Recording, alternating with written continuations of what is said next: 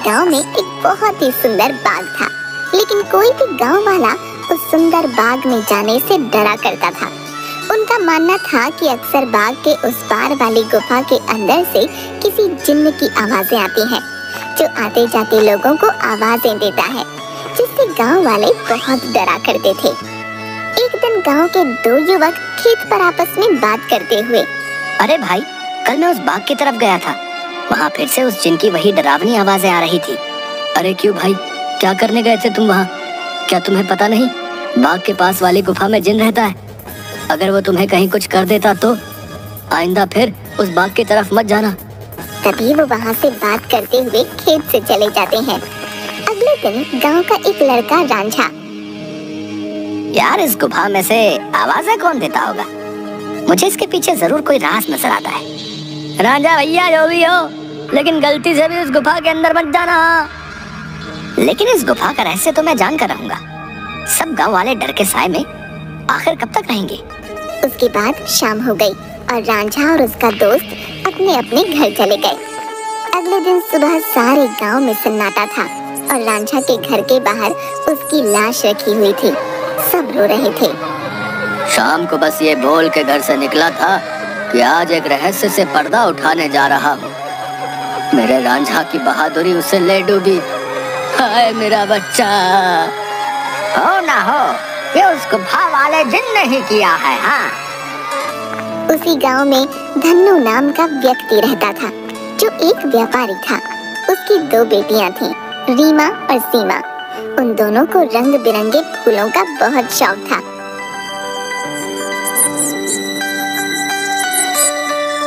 बहुत दिन हो गए हैं, चलो आज हम गांव के बाग में चलते हैं। न जाने क्यों हमें बाबूजी उस बाग में जाने से मना करते हैं। इस पूरे गांव में एक वही जगह है जहाँ कितने सुंदर सुंदर फूल होते हैं। हाँ सीमा, वो बाग सच में बहुत सुंदर है। उस बाग में बहुत सुंदर सुंदर फूल होते हैं, लेकिन बाबूजी हमें जाने नहीं देते। वो कहते हैं गांव के बाग के उस पार एक गुफा है जो बहुत ही भयानक है, हमारा जाना वहाँ सही नहीं होगा। लेकिन गांव की रांझा भाई की मौत के बाद तो गुफा और ज्यादा डरावनी लगने लगी है। अरे रीमा, ये सब झूठी बातें हैं, मुझे नहीं लगता वहाँ ऐसा कुछ है। और वैसे भी गांव वालों ने उस जिन्न को देखा नहीं, बस उसकी आवाज ही सुनी है। अगर सच में वहाँ कोई जिन्न होता तो क्या गांव वालों के सामने नहीं आता? हाँ, बोल तो सही रही हो सीमा, मुझे भी लगता है कि वहाँ कुछ नहीं है। चलो ठीक है, हम दोनों कल ही बाग में जाएंगे और हो सके तो क्या पता रांझा भाई की मौत का राज भी पता चल जाए। हाँ, कुछ नहीं है, वहाँ हम दोनों सुबह चलेंगे, तब तुम खुद ही देख लेना। लेकिन बाबूजी हमें नहीं जाने देंगे सीमा। कल बाबूजी सुबह किसी काम से शहर जाएंगे, उनके जाते ही हम दोनों बाग में जाएंगे। रीमा अपना सिर हिलाती हुई ठीक है। इसके बाद दोनों बहनें अपने कमरे में जाकर सो जाती हैं। अगली सुबह, देखो मेरी प्यारी बेटियों, मैं किसी काम से शहर जा रहा हूँ। तुम दोनों अपना ख्याल रखना और उस बाग में फूल तोड़ने मत जाना। वो जगह अच्छी नहीं है, कोई भी गांव वाला वहाँ नहीं जाता। पता है ना, रांझा भी वहीं जाने से मारा गया था। हम दोनों बहनें उस बाग में नहीं जाएंगी। इसके बाद धन्नू वहाँ से चला जाता है। उसके जाते ही दोनों बहनें उस बाग की तरफ जाने लगती हैं कि तभी एक गांव का आदमी उन्हें देख लेता है। अरे सीमा और रीमा बेटिया, तुम इस बाग की तरफ कहाँ जा रही हो? क्या तुम्हें नहीं पता कि बाग की उस तरफ एक गुफा है जो बहुत ही डरावनी है? वहाँ से अक्सर किसी जिन की आवाज आती है। अरे काका, हम दोनों बस बाग में ही जा रहे हैं, वहाँ से कुछ फूल लेकर बस अभी आ जाएंगे। आप चिंता मत कीजिए, हम बाग के उस तरफ वाली गुफा में नहीं जाएंगे। चलो ठीक है बेटिया, लेकिन तुम दोनों शाम होने से पहले आ जाना। अच्छा, अब मैं चलता हूँ। इसके बाद वो आदमी वहाँ से चला जाता है। थोड़ी दूर चलने पर सीमा और रीमा देखती हैं कि दो चोर आपस में बातें कर रहे होते हैं। अरे भाई, हम ये सही कर रहे हैं क्या? गांव वाले तो कहते हैं उस गुफा में एक जिन रहता है जो लोगों को आवाजें देता है। मुझे नहीं लगता है ऐसा कुछ है। वो गुफा गांव के सरपंच की है। मुझे तो लगता है उसमें बहुत सारा खजाना होगा। सब गांव वालों को डराने का बहाना है। बस चलो, चलकर आज देख ही डालते हैं। इसके बाद वो दोनों गुफा की ओर जाने लगते हैं। उन्हें गुफा की ओर जाता देख रीमा और सीमा भी उनके पीछे जाने लगती हैं कि तभी वो देखती हैं कि वो दोनों चोर गुफा के अंदर जाने ही वाले होते हैं कि वहाँ एक औरत आती है जो देखने में काफी भयानक होती है और उसके हाथ में एक टोकरी होती है जिसमें बहुत सारे रंग बिरंगे फल होते हैं। तभी वो औरत उन दो चोरों से कहती है, कहाँ जा रहे हो तुम दोनों? क्या तुम्हें पता नहीं इस गुफा में एक जिन्न रहता है? वो तुम्हें मार डालेगा। चले जाओ यहाँ से, चले जाओ। क्या कहा? जिन? अरे बाबा! कि तभी उस जिन्न की आवाज आती है, कौन है वहाँ? क्या कोई मुझे सुन पा रहा है? अंदर आओ, निकालो मुझे यहाँ से। जिन्न की ऐसी डरावनी आवाज सुनकर वो दोनों डर जाते हैं। अरे भैया भागो, इस गुफा के अंदर तो सच में कोई जिन है, भागो यहाँ से। और वो दोनों वहाँ से भाग जाते हैं। मैंने तो पहले ही कहा था, यहाँ दोबारा मत आना, वो तुम्हें जिंदा नहीं छोड़ेगा। ये सब रीमा और सीमा देख रही थीं कि तभी वहाँ रीमा और सीमा के सामने वो औरत आ जाती है जो देखने में काफी भयानक होती है, जिसके हाथ में बहुत सारे रंग बिरंगे फल होते हैं। कहाँ जा रही हो तुम दोनों? सीमा और रीमा डरते हुए, हम तो बस ऐसे ही बाग घूमने आए थे काकी, लेकिन आप यहाँ क्या कर रही हैं? मैं तो यही रहती हूँ, यही बाग मेरा घर है। तुम दोनों यहाँ से जल्दी चली जाओ, वरना वो जिन्न तुम्हें छोड़ेगा नहीं। जाओ यहाँ से। क्या सच में बाग के उस पार वाली गुफा में कोई जिन्न है काकी? हाँ, और वो बहुत खतरनाक है। तुम दोनों यहाँ से जल्दी चली जाओ। इसके बाद वो औरत वहाँ से चली जाती है। मुझे बहुत डर लग रहा है, अब मैं इसके आगे नहीं जाऊंगी। मुझे लगता है वो औरत सच बोल रही है, वो जिन्न हमें मार डालेगा। मैं नहीं जाऊंगी उस गुफा में। ठीक है, तो मेरा यही इंतजार करना। मैं सच जानना चाहती हूँ, क्या वाकई वो आवाज जिन्न की है या नहीं? इसलिए मैं तो गुफा के अंदर जा रही हूँ। तुम यहाँ से कहीं मत जाना, मैं जल्दी आ जाऊंगी। इसके बाद रीमा अकेले ही आगे चलती है।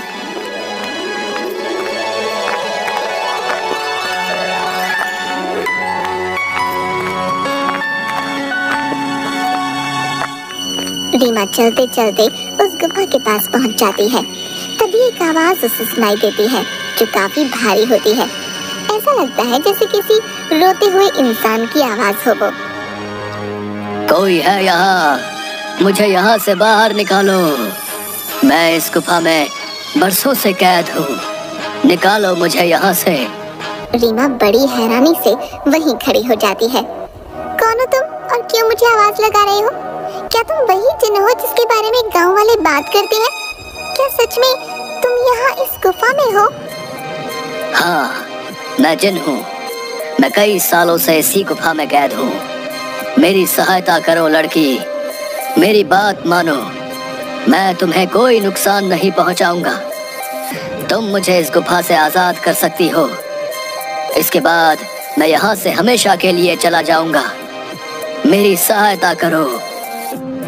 क्या सच में हमेशा के लिए तुम यहाँ से चले जाओगे? मैं तुम्हारी सहायता जरूर करूंगी। मुझे क्या करना होगा जिन? बताओ मुझे, मैं अवश्य ही करूंगी। तभी गुफा के दरवाजे खुलते हैं और रीमा उस गुफा के अंदर चली जाती है।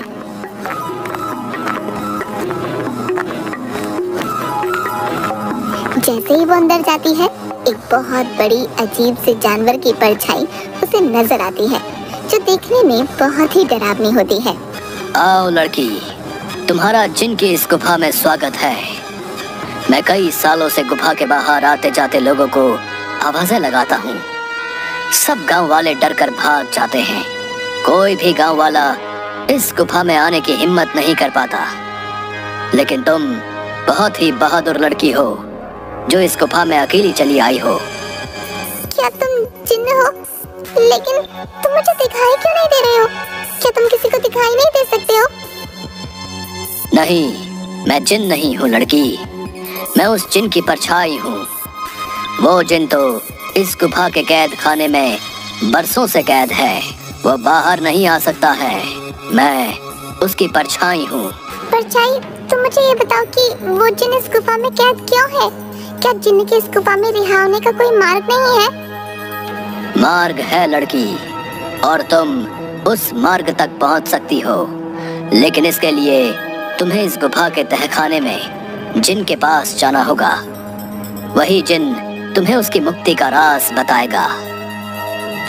जिसके बाद रीमा हाथ में जलती हुई एक आग की मशाल लेकर उस गुफा की ओर जाती है। जैसे ही रीमा तहखाने के अंदर जाती है तो उसे एक आग जलती हुई दिखाई देती है। वो जैसे ही उस आग के पास जाती है, हे जिन, मैं यहाँ तुम्हारी मदद करने आई हूँ, क्या तुम मुझे सुन सकते हो? उसे उस जिन्न की आवाज आती है। आओ बहादुर लड़की, मैं तुम्हारा ही इंतजार कर रहा हूँ। मैं जानता हूँ कि तुम ही मुझे इस गुफा से मुक्ति दिला सकती हो। तुम्हारा इस गुफा में स्वागत है लड़की। तुम बहुत ही बहादुर हो जो इस गुफा में आई हो। मेरा नाम जिनाद है। मैं यहाँ कई सालों से बंद हूँ। मेरे सामने आओ जिन्नात, मैं तुम्हें देखना चाहती हूँ। कि तभी अचानक से जिन्नात उसके सामने आता है, जो बहुत ही डरावना होता है। एक बहुत ही भयानक सा दिखने वाला, जिसके सिर पर एक लंबी चोटी होती है जो काफी बड़ा होता है। रीमा के सामने वो आता है। उसे देखकर रीमा थोड़ा डर जाती है। देखो, तुम डरो मत लड़की, मैं तुम्हें कुछ नहीं करूँगा।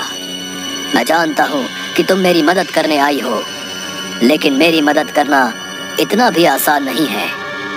तुम एक बार और सोच सकती हो। क्या तुम वाकई मेरी मदद करना चाहती हो? लेकिन मैं तुम्हारी मदद कैसे कर सकती हूँ, और तुम यहाँ कैद कैसे हुए? बताता हूँ। बहुत साल पहले इस गुफा में एक औरत रहती थी। वो बहुत गरीब थी। वो गुफा के बाहर वाले बाग से फल तोड़ा करती थी और उन्हें ही खाया करती थी। एक दिन उसने बाग के सारे फल तोड़ लिए और यहाँ इस गुफा में लेकर आ गई। उन्हीं फलों के बीच एक रहस्यमय फल भी था, जो बहुत ही चमकदार था और जिस पर मेरी नजर थी। वो फल मेरी उम्र 100 साल और बढ़ा सकता था, लेकिन मैं उस फल को तब तक नहीं छू सकता था जब तक कोई इंसान उस फल को उसके पेड़ से तोड़ ना ले। एक दिन वो औरत चमकदार फल को उसके पेड़ से तोड़कर इस गुफा में ले आई। जब मैंने देखा तो मैं उसके पीछे इसी गुफा में आ गया और मैंने उससे कहा कि हे औरत, तुम जो बाग से सबसे सुंदर और चमकदार फल तोड़कर लाई हो, वो मुझे दे दो। इसके बदले में तुम जो भी 2 इच्छाएं मांगोगी वो पूरी होंगी। ठीक है, मैं तुम्हें वो फल दे देती हूँ, लेकिन मेरी 2 इच्छा है। पहली ये कि तुम मुझे वरदान दो, आज से ये बाग मेरा होगा, और दूसरी ये कि तुम इस गुफा में ही कैद रहोगे, ताकि इस बाग में कोई भी तुम्हारे डर से ना आ सके और हमेशा के लिए मैं ही इस बाग में राज करूँ। वो औरत मुझे फल तो दे देती है। उस फल से मेरी उम्र तो 100 साल बढ़ गई, लेकिन उस औरत को दिए गए वरदान की वजह से मैं यहीं कैद हो गया। तब से ही मैं इस तहखाने में कैद हूँ। क्या अब से पहले किसी ने आपको यहाँ से बाहर निकालने की कोशिश नहीं की? इससे पहले गांव के एक लड़के ने मुझे बचाने की हिम्मत दिखाई थी, लेकिन जैसे ही वो लड़का उस चमत्कारी फल को लेकर गुफा में आ रहा था, तभी उस बूढ़ी औरत ने उसको मौत के घाट उतार दिया और सारे गांव में बात फैल गई कि मैंने उसको मारा है। हाँ, वो लड़का हमारे गांव का रांझा भैया थे। उसको उस बूढ़ी औरत ने मारा। मैं आपको यहाँ से आजाद जरूर करवाऊंगी, लेकिन मुझे तुम्हें यहाँ से आजाद कराने के लिए करना क्या होगा? तुम्हें यहाँ से उस बाग में जाना होगा। वहाँ तुम्हें उस बाग में रहने वाली उसी औरत की झोपड़ी दिखेगी, जिसके कारण मैं इस गुफा में कैद हूँ। तुम्हें उसकी झोपड़ी में जाना होगा। वहाँ से तुम्हें सबसे सुंदर और चमकदार फल लाना होगा। मेरी मुक्ति का राज उस फल में ही कैद है। ध्यान रखना बहादुर लड़की, उस औरत की झोपड़ी में कोई नहीं जा सकता है। जब वो सो रही होगी तुम्हें तब ही जाना होगा और उसकी फलों की टोकरी में से सबसे चमकता फल लेकर आना होगा। उसी फल में तुम्हें मेरी मुक्ति का रास मिलेगा।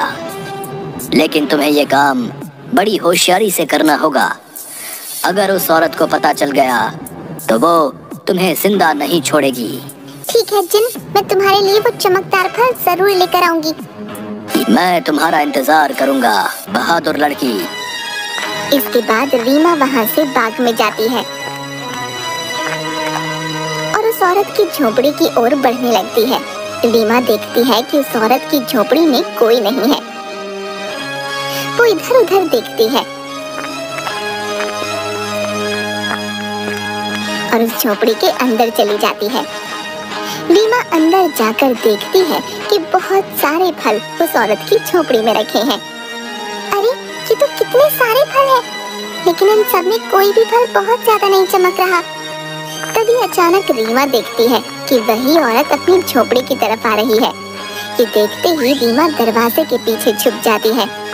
वो औरत अपनी झोपड़ी में आती है और उसके हाथ में एक टोकरी होती है जिसमें बहुत सारे फल रखे होते हैं। वो अपनी टोकरी एक टेबल पर रख देती है और पास ही पड़ी चारपाई पर सो जाती है। ये देख थोड़ी देर बाद रीमा बाहर आती है और उन फलों की टोकरी में से सबसे चमकता फल देखती है। लगता है यही वो चमकदार फल है जिसके बारे में वो जिन बात कर रहा था। रुको लड़की, तुम मेरा ये जादुई फल लेकर कहाँ जा रही हो? मुझे मेरा फल वापस करो, वरना मैं तुम्हें यहाँ से नहीं जाने दूंगी। रीमा ये सुनकर डर जाती है। मुझे फल ले जाने दो काकी, मैं इस फल को उस जिन्न को देकर उसे उस गुफा से आजाद कराना चाहती हूँ, ताकि सारे गांव वाले बिना डरे यहाँ सकें।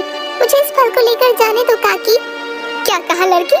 तुम मेरी कई सालों की मेहनत पर पानी फेर देना चाहती हो? उस जिन्न के रिहा होते ही ये सब गांव वाले मुझे इस बाग से निकाल देंगे। नहीं नहीं, मैं ऐसा नहीं होने दूंगी। मुझे ये चमकदार फल वापस करो। ये सुनकर रीमा वहाँ से उस फल को लेकर भागने लगती है और वो औरत भी उसके पीछे ही भागने लगती है।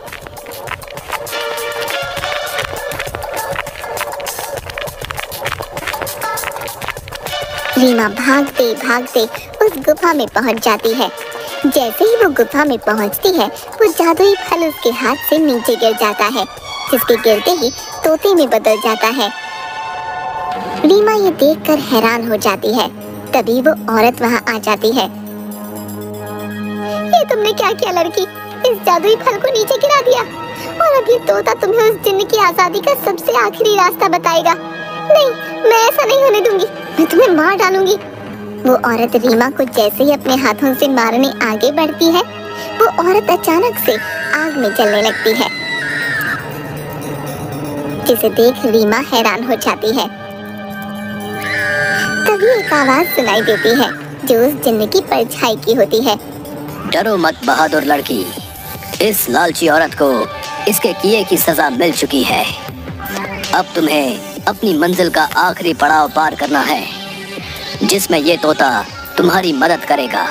तभी अचानक से वो तोता उड़ने लगता है और गुफा में उसी तरफ भागने लगता है जहाँ वो जिन्न कैद था। रीमा भी उसके पीछे पीछे चलने लगती है।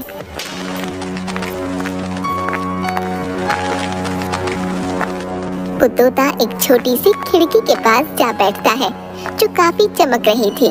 तभी तोते की आवाज आती है। सुनो बहादुर लड़की, तुम्हें इस चमकदार खिड़की को खोलना होगा, जिसकी चाबी तुम्हें ढूंढनी होगी। मैं तुम्हें दो रास्ते बताऊंगा, जिस पर चल के तुम्हें इस खिड़की को खोलने वाली चाबी मिलेगी। लेकिन दो रास्तों में से तुम्हें कोई एक रास्ता चुनना होगा। पहला रास्ता एक गुलाब के फूल की तरफ जाता है, जो बाग की तरफ है। दूसरा रास्ता एक अंधेरे की तरफ है, जो इसी गुफा में उस तहखाने की तरफ जाता है जहाँ वो जिन कैद है। जाओ और अपना रास्ता चुन लो। रीमा काफी देर सोचने के बाद मैं गुफा वाला रास्ता ही चुनूंगी जो अंधेरे की तरफ जाता हो। जिसके बाद रीमा गुफा की ओर चलने लगती है कि तभी रीमा को एक सिक्का दिखाई देता है। अरे ये इतना चमकता हुआ सिक्का यहाँ कैसे आया और ये सिक्का इतना चमक क्यों रहा है? रीमा जैसे ही वो सिक्का हाथ में उठाती है, पूरी गुफा में रोशनी हो जाती है। अरे ये तो पूरी गुफा में रोशनी हो गई। तभी वो सिक्का अचानक उड़ने लगा। अरे ये सिक्का उड़ क्यों रहा है? रीमा उस सिक्के के पीछे पीछे चलने लगती है। थोड़ी दूर चलने पर रीमा देखती है कि 4 चाबियां अलग अलग रंग की थीं, जो हवा में उड़ रही थीं। अरे ये तो वही चाबियां हैं जिसके बारे में वो तोता बता रहा था। लेकिन अब इनमें से सही चाबी कौन सी होगी, ये कैसे पता चले? तभी रीमा को एक आवाज आई जो उस जिन्न की परछाई की थी।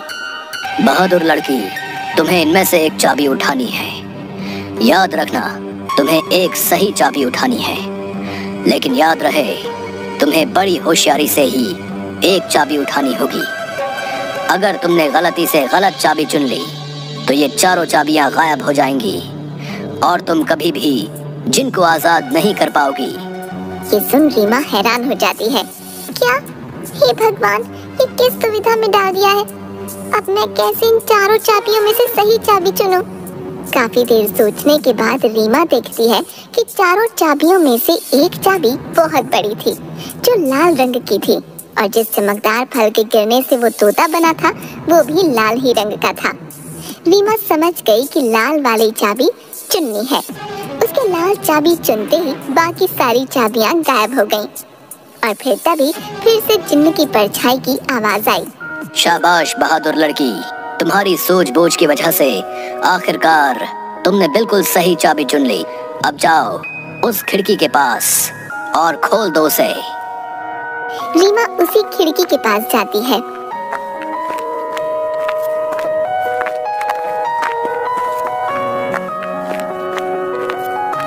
और देखती है कि अभी भी वो तोता उस खिड़की के पास ही बैठा था। ये देखो, मैं इस खिड़की की चाबी ले आई हूँ। तुम वाकई बहुत बहादुर हो लड़की। अब तुम इस चाबी से इस खिड़की को खोल दो।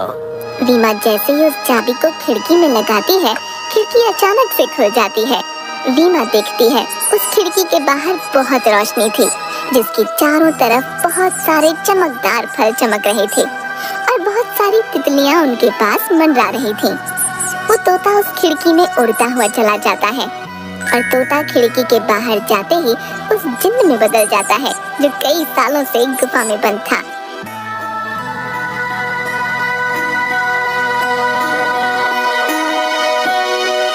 तुम्हारा बहुत बहुत धन्यवाद लड़की, तुमने मुझे इस गुफा से आजाद कर दिया।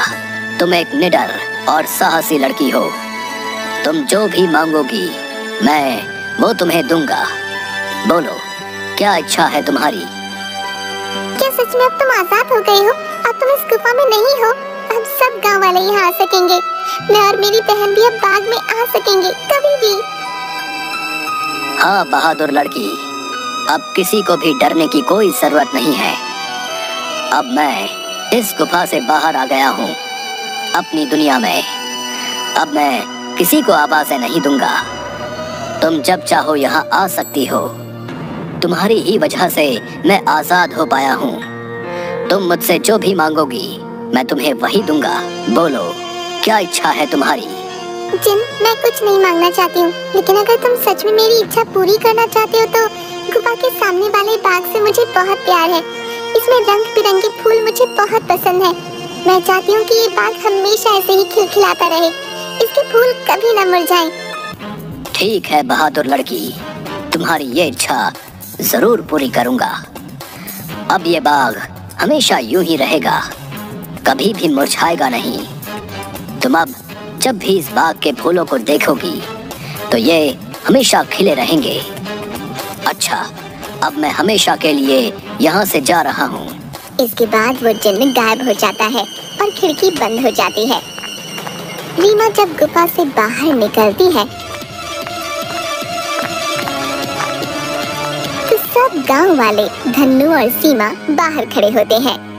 अरे मेरी बिटिया, आ गई तू वापस। उस जिन ने तुझे कुछ किया तो नहीं? आखिर क्यों गई थी तू उस गुफा के अंदर?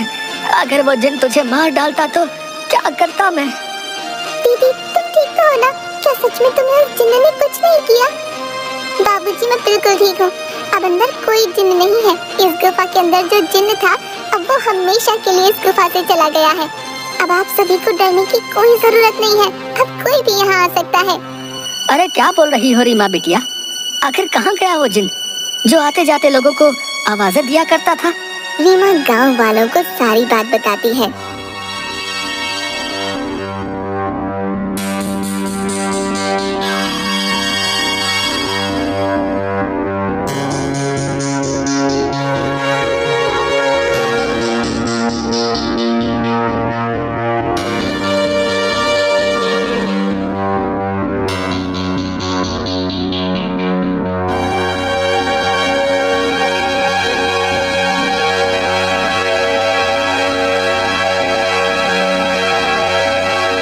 थोड़ी देर बाद गांव वाले बहुत खुश होते हैं और रीमा से बोलते हैं, अरे रीमा बिटिया, तुम तो सचमुच में बहुत बहादुर हो।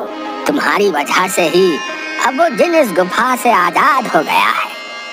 अब हम गांव वालों को डरने की कोई जरूरत नहीं है। और रांझा की मौत का रहस्य भी सब गांव वालों को पता चल गया।